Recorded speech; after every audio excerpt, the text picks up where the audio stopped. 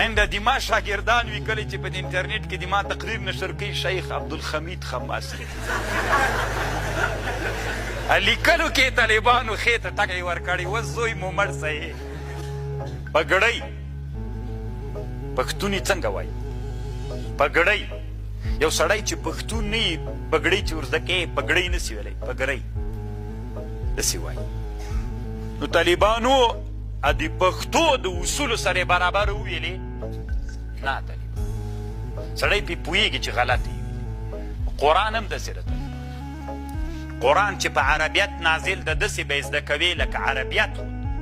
تجوید به یې کوي ډوډۍ ډوډۍ که نه اوس یو چا چې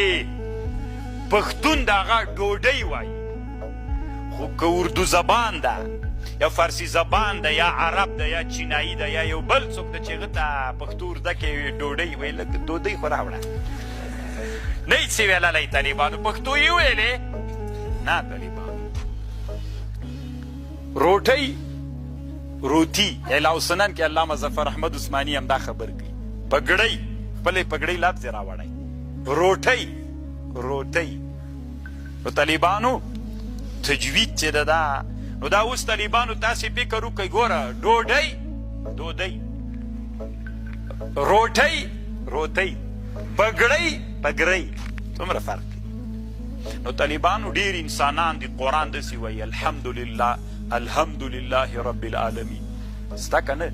دې افغانستان کې طالبانو داسې قومونه سته ده بیخي الحمدلله ویلی نه نسي الحمدلله د دما شاګردان وي کله چې په انټرنیټ کې دما تقریر نشر کوي شیخ عبدالحمید خماسي لیکلو کې طالبانو خېته ټکی ورکړی و زوی مو مړ صحیح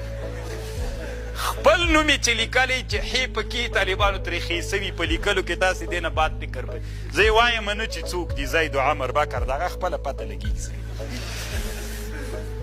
نو طالبانو ورونو تجوید ضروری ده قرآن به داسې وایي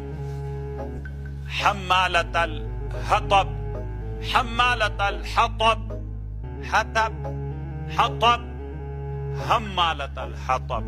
حمالة هی وګوره او هی وګوره نو طالبانو ورونو تجوید لازمي ده باید زده یې